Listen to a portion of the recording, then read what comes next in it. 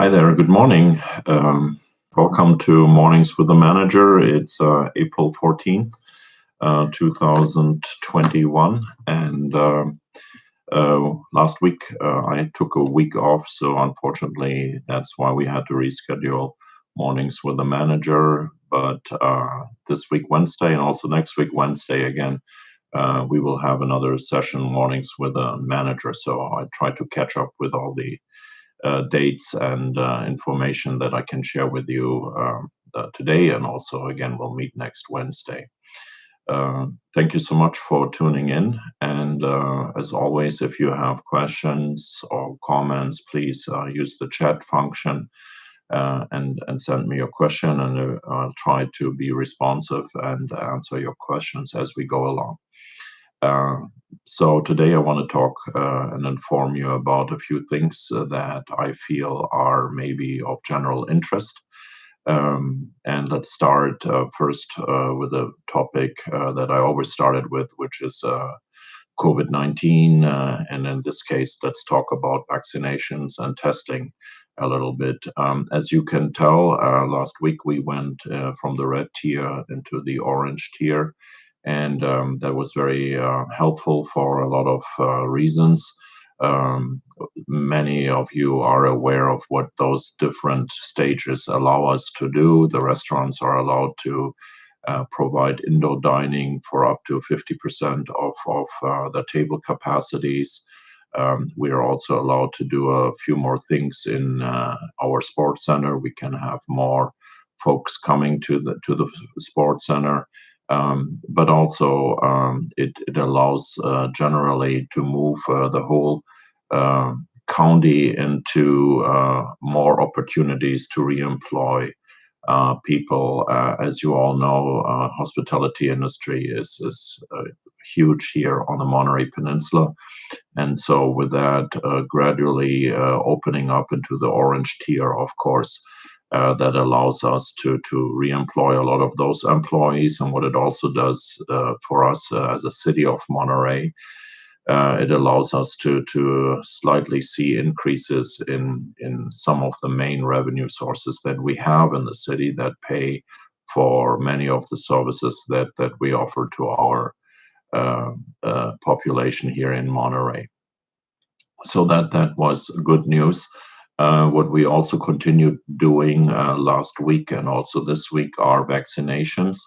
I shared with you a few times that the Monterey city, that the city of Monterey is in a very good position with respect to vaccinations, because we're the only city in our county that is allowed to distribute vaccinations. We are getting vaccinations allocated to the Monterey Fire Department, and when you see vaccination clinics popping up, they are supplied by the city of Monterey. When you see firefighters administering vaccinations, whether they are from Seaside or Marina or somewhere else, those vaccinations are coming through the pipeline of the city of Monterey. And we still have two clinics this week scheduled. Today, I think there are two clinics where we are administering Moderna second dose. And I think one in the morning is in Monterey, and I think the second one will be this afternoon in Seaside at the Oldemeyer Center. We allocate, as I said earlier, those vaccines to other fire departments on the peninsula. Yesterday, today, I believe it's Seaside Fire Department who are receiving additional or who are receiving vaccines through that pipeline, and we will continue to work on getting vaccines. We have Johnson & Johnson vaccines in our refrigerators, and we will be checking, of course, all the resources to see with respect to Johnson & Johnson how to administer that and when to continue to administer that. I'm as much as informed as you are about the Johnson & Johnson. Early yesterday morning, we got the direction given to us from the California Department of Public Health to stop administering Johnson & Johnson clinics. This week we have no Johnson & Johnson clinics scheduled, but possibly next week. So we hope that within a few days, the FDA will advise again whether they are reopening up the Johnson & Johnson vaccines.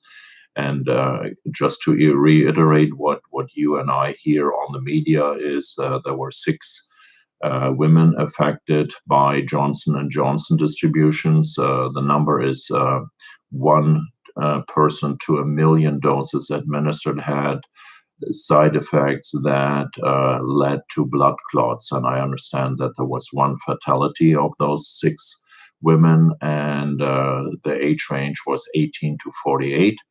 And Johnson & Johnson, those effects were coming within the first 2 weeks or 3 weeks of receiving vaccinations, nothing post 3 weeks. So we have, like I said, we have still Johnson & Johnson in our refrigerators. I don't know the exact amount of doses we have right now, just because I don't know it. Our fire department knows the exact number, but we have nothing scheduled this week, and we hope that by the end of this week, early next week, we know what to do with those vaccinations. So we are continuing to plan getting vaccinations. We are also signing up with the new organization that will distribute the vaccines throughout California. That's Blue Shield. The county of Monterey has entered into a memorandum of understanding with Blue Shield. We also will do that separately just to ensure that we will continue to have different channels that can help us getting vaccines being sent to us. The vaccines, like I said, will continue to come to the city, and we will continue to hold vaccination clinics. You heard about the clinic we held last week at the conference center, which was highly successful. What I'm personally thinking we are approaching now is that we might see a vaccination plateau coming, where basically we will have we will have to undertake more efforts to reach folks and let them know that vaccines are available. And so right now, as you can tell, My Turn has been activated. That's an online platform that the state now uses for everything with respect to vaccines. It's working very well. It also has geofencing in it. So someone from San Diego County cannot directly get a vaccine in Monterey County. So there are certain control mechanisms also implemented by the state that ensures that the vaccines go to the right people as intended. So I think it took the state a longer time to get My Turn up and running, but from what I hear, it's up and running right now, and it runs pretty well. Let's talk about testing. Testing is important as well. You hear about the increase in infections again in Midwestern states. Michigan is one of the has the largest increase, I understand. We tried to find out what are the reasons for those increases in those states. I cannot tell you right now from the information that we received from health officials in Monterey County. There is not a single good reason that I can share with you why that is. The challenge, I think, is that the population there has become probably more relaxed in personal protective measures. Mask wearing is one, social distancing is the other. And they also indicate that there are higher infection rate among younger populations. They talk about also infections coming from team sports, etc. But it's a collection of possibilities.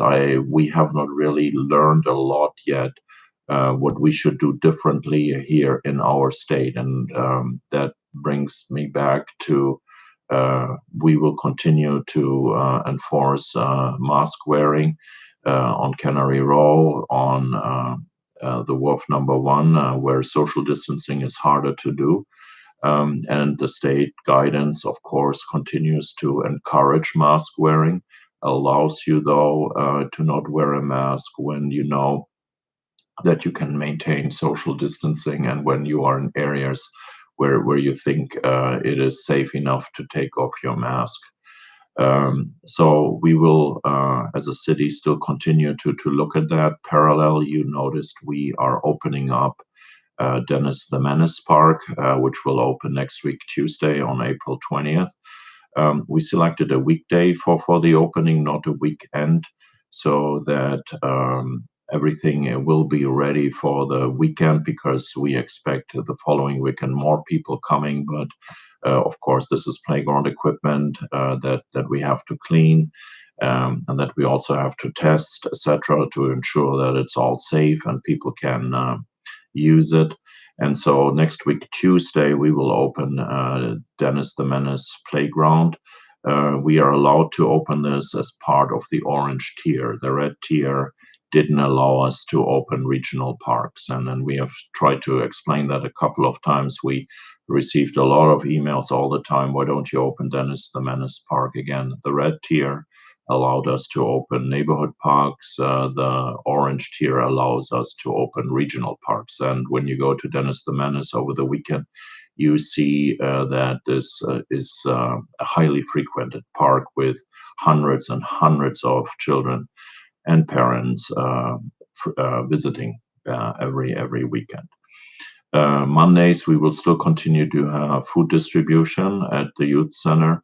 The park will remain closed on Mondays in the mornings for maintenance. We also had that pre-COVID.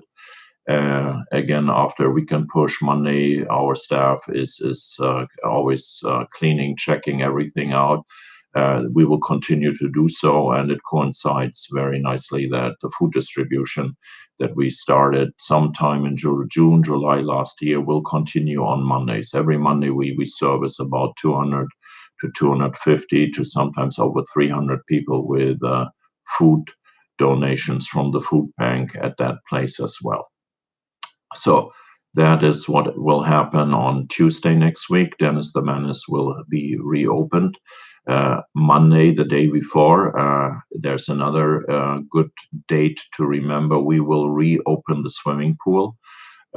We have hired back our aquatics coordinator, Tony, and we are bringing back also the lifeguards. All those, of course, have to be again instructed, tested, etc. That's all going on as we speak. But April 19th, we will open the swimming pool, and those of you who will hopefully come back to the sports center and do some lap swimming may take a good look at the swimming pool, because we also were able to squeeze in some additional maintenance work around the pool deck, and I think you might be pleasantly surprised when you see what we accomplished there in the time while it was closed. So again, April 19th,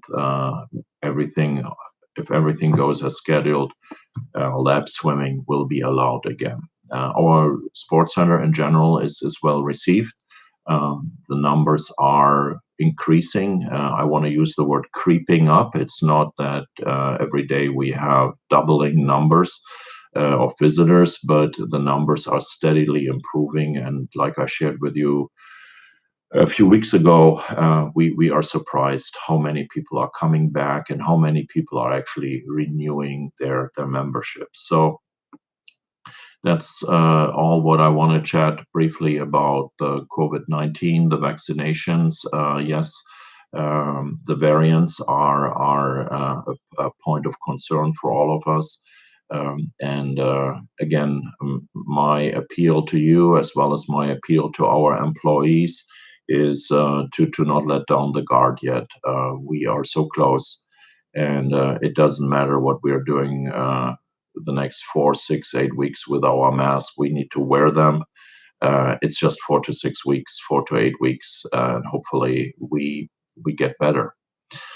Um, the the next topic has something to do also with the COVID-19 pandemic. It's still the budget.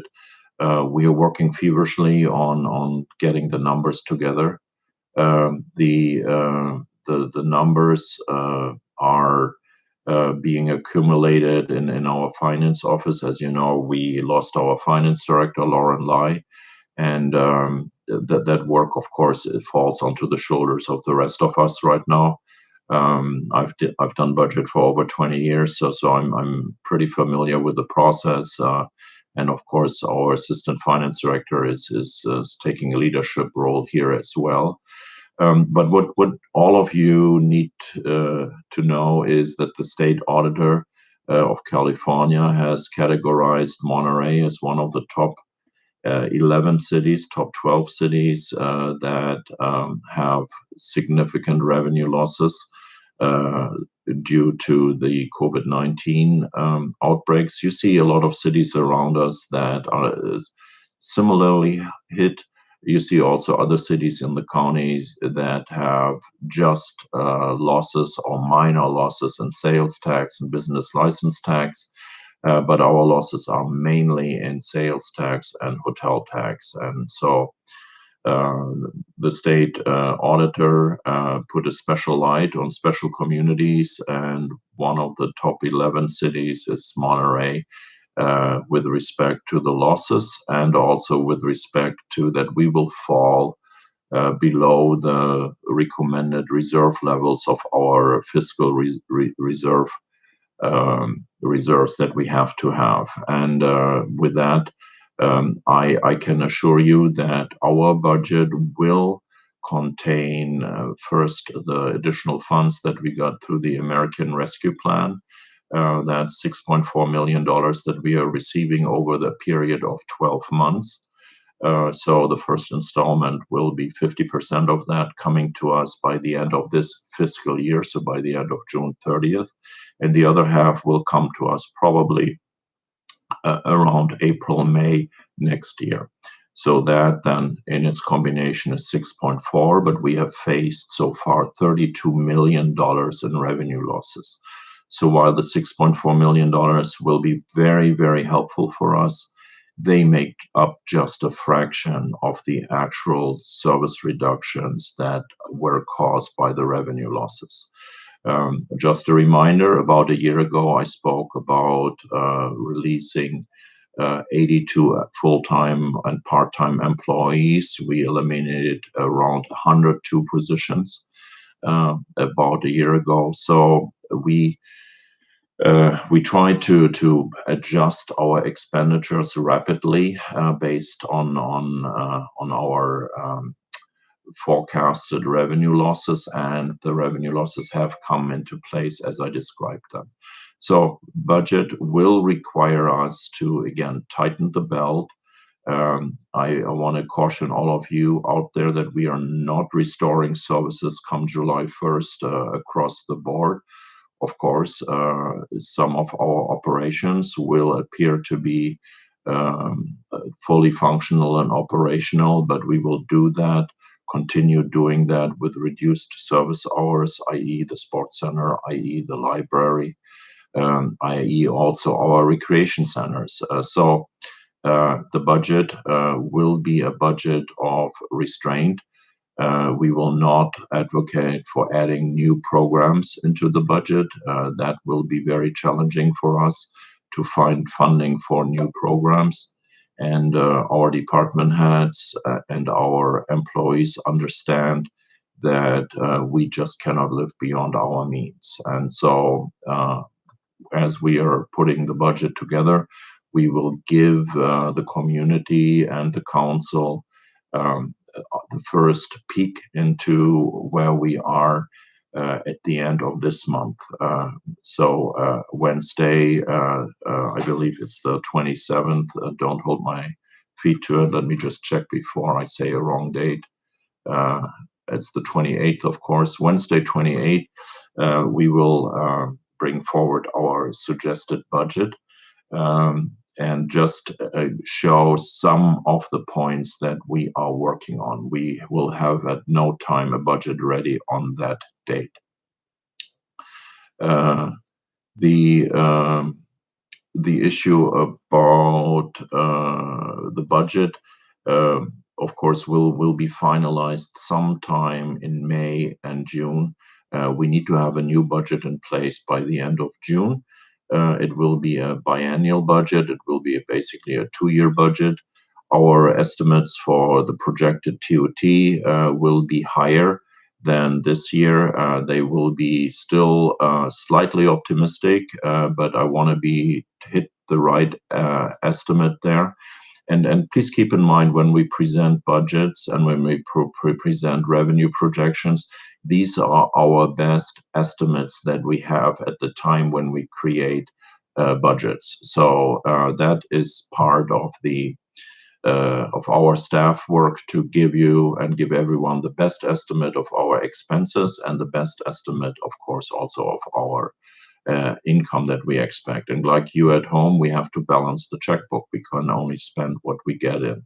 My priority will be to protect our reserves as much as we can, because there's one other thing that I want you to understand, and one other thing that I will share with the council, which is knowing what we know now. Anything can happen anytime. Nobody can guarantee us that tomorrow there might be not another pandemic or another event that forces us to completely reshuffle our priorities. And with that knowledge, we need to be very careful to ensure that whatever we budget ensures that the basic service levels will be maintained. And again, as I started talking about it a year ago, what were our priorities? It needs to be public safety. Every one of us needs to feel safe in our home. Every one of us needs to feel safe on the roads. We need to feel safe when we walk around, and we need to ensure that when you call 911, that the right service will be knocking at your door and helping you, whether it's the fire service, the medical services, or whether it is the police services. So that's what we need to ensure, that we still have enough funding there to ensure that we can that we can operate in a lawful way, and that our residents are protected from certain challenges that come through fire and through policing or other topics. You want to have safe roads as well. So again, we are working on that. I shared with you exactly what I know at the present time about where we are with the budget. We will continue to keep you updated, but the biggest one will be on the April 28th, Wednesday at 4 o'clock, where we will basically show some of the things with the upcoming budget. I want to talk briefly about another topic related to cannabis. That is, I'm sorry, to the budget. That's cannabis. Again, cannabis is progressing here in the city of Monterey. We are following a careful plan that doesn't leave anyone behind, and ensures that everyone knows what we are thinking and what we are doing, and that processes also the input from all of you, whether you're a business owner or a neighbor. We will present in the first meeting in May. We will present to the city council a staff recommendation of where we would put cannabis dispensaries. We are presently considering two main areas. One of them will be in the Lighthouse Canary Row corridor, and the other one will be in the Old Town corridor. We will present at that time also maps that will show exactly where state law will allow to put dispensaries. There are state laws that prohibit them within certain feet from a park, within certain feet from schools, from daycare, kindergartens, etc. So there are quite a few areas that are then automatically excluded, and we will share those maps with the council come first meeting in May, and we will give them a recommendation where we think those dispensaries should be placed. So I tell you right now, again, in complete transparency, we do not plan in proposing to put a dispensary up on into the North Fremont area. That is based on several factors. One of the two factors that are important for me is, number one, there were concerns expressed by adjacent neighborhood, Villa Del Monte, and there were also another aspect that made sense for us as well, is that we already have in that general vicinity of North Fremont, not in Monterey, but in Delray Oaks and Seaside, additional dispensaries. And so it would not really make sense there from an economic perspective either to put a dispensary there. But I tell you also, if there are people coming forward and if the council feels they want to go there and put a dispensary in North Fremont, it is absolutely up to the majority and to the general sentiment of the folks where to put one. During the discussion, a neighbor was very nicely saying, well, what do you prefer? Villa Del Monte neighborhood representatives, what do you prefer? Do you like to have an adult movie theater, or do you like to have a dispensary in North Fremont? And of course, these are those type of discussions that are very interesting and again very helpful for us to filter it out. So my message that I received is very clearly nothing on North Fremont. Point though is, please, staff can only give recommendation. Ultimately, it's up to the community and to our elected officials to ultimately decide. We are focusing again on the Lighthouse, Canary Ore area and our Old Monterey, but not Alvarado Street. Again, we heard also loud and clear Alvarado Street should be not a space for a dispensary. Last but not least, OMBA will talk about this. That's the Old Monterey Business Association. And they will also provide us with final opinions from them. And I just share with you again what I know as of today, 10 o'clock. So cannabis, we will go forward again and we will ask the council to approve that. And again, this will be another step where the council will be not surprised, and the council will work with the community, and everyone goes forward knowing what we know, and it will be not a surprise for anyone. So hopefully that all works out. We will update our Have Your Say Monterey website either today or has been already updated. Please go on the website. We will post our maps that we have developed there already today or tomorrow, and you can take a look where those exclusion zones are in the city of Monterey with respect to cannabis. Why we are doing this also is we understand there's property speculations going on. Property owners want to keep their properties available for dispensaries because that means big dollars for them as well. And of course, by posting those maps, we are showing where they are excluded, but we also show with that where there might be theoretically possible. And last but not least, anything is possible.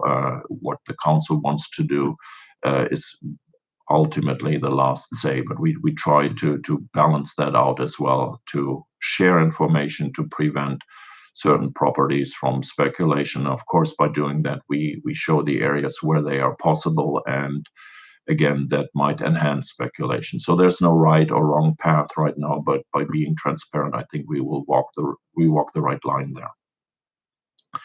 Last but not least, I want to put something into perspective that we have done last Tuesday.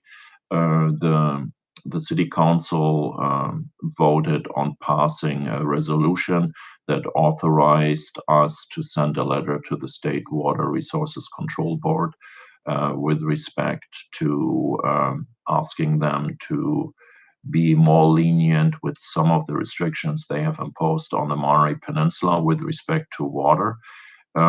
This was set up to ensure that all the projects that we have in the pipeline with respect to housing, especially affordable housing, will have sufficient water resources.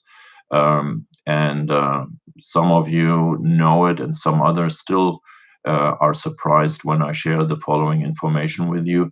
We cannot just create housing here without water being approved through the water management district, and they are, of course, falling under the guidelines and restrictions imposed onto them by the State Water Resources Control Board. And since 2009, there are severe restrictions on the Monterey Peninsula. And while we have the opportunity to put a lot of housing into Garden Road and a lot of housing here and there as infill projects on city properties or other properties. The big thing that is blocking us is our water allocations. And CalAmp, for instance, is prohibited from setting new water meters, and the water district is preempted from allocating water that they have in their reserves that we all created through our reduction in use. The water district is prevented from allocating those resources to us. So the point of my brief presentation about that is that the city council drafted a letter. We did send the letter out to the State Water Resources Control Board and told them, listen, you guys need to become a little bit more understanding of the challenges we have on the peninsula. Housing is a huge crisis for us. With that, you have people who get kicked out of their houses because they cannot afford it. You have folks that live in cars. You have homeless concerns, and you have now a city, and you have areas that we created that are eligible for infill projects. These are the projects that also the environmentalists really like. They don't like projects that take virgin land and create new housing there. So we have everything done by the book, but we need to be very much aware of that we don't have the water. And we tell the State Water Resources Control Board in the letter, the state wants us to build housing. There are literally dozens of housing laws that have been passed, but we cannot play. We can create everything here to make it happen, but the State Water Resources Control Board prevents us from giving us that water right now. And there are good reasons why there are water restrictions. There is the overpumping coming from the Carmel River, but the water that we are asking for will not affect the Carmel River. The Sierra Club sent a letter out opposing the request from the Water Management District. They failed, though, to recognize that this does not mean that the water restrictions on the Carmel River will become invalidated. They will stay in place as they are. It's all about water that we have saved over the years, and it's all about water that we want to reuse for those projects.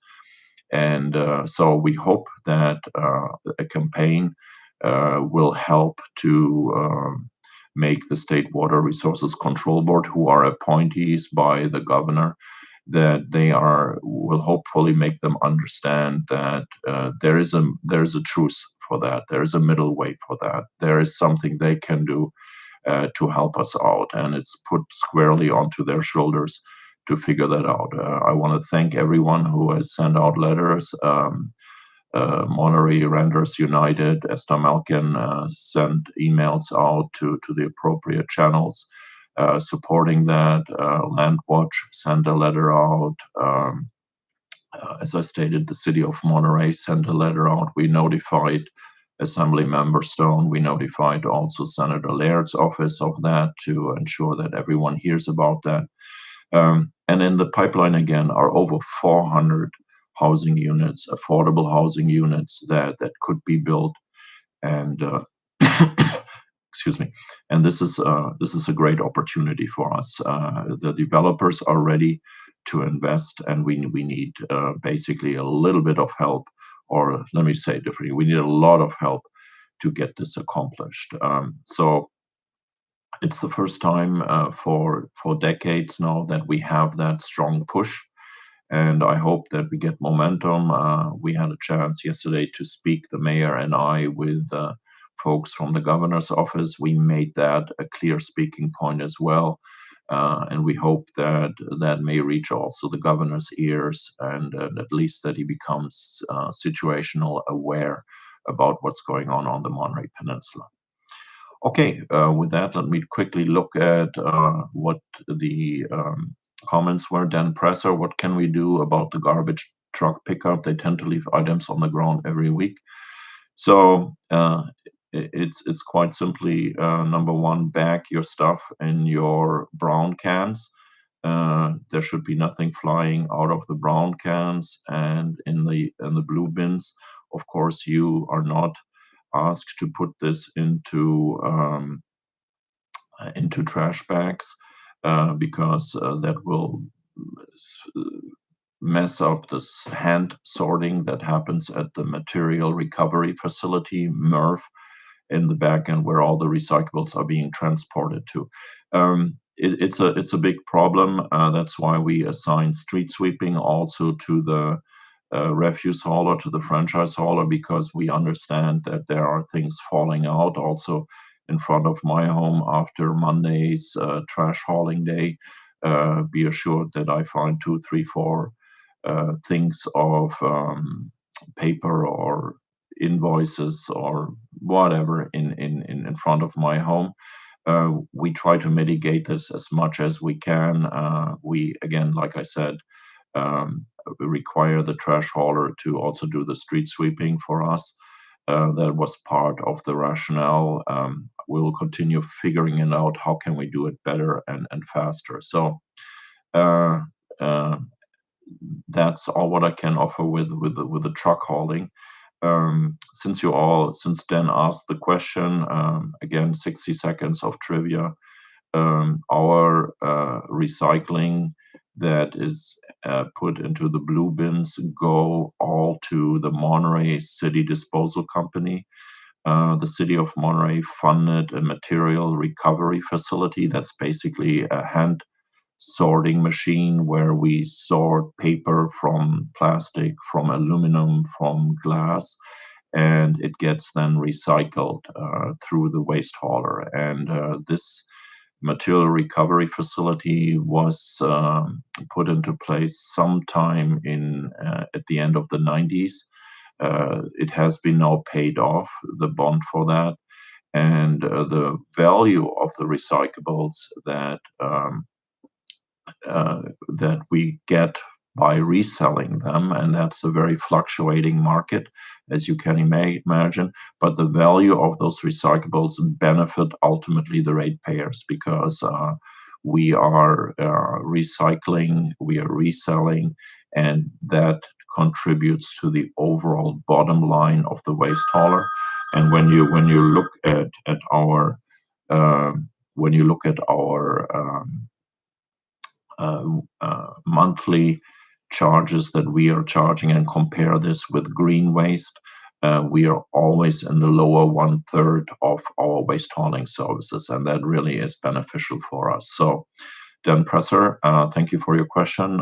We'll keep continuing keeping an eye on, and it's something we struggle with. There is not a very simple solution out there. We do waste audits where we drive behind trucks and check them out, and we will continue to do so and ensure that this doesn't become a large scale problem.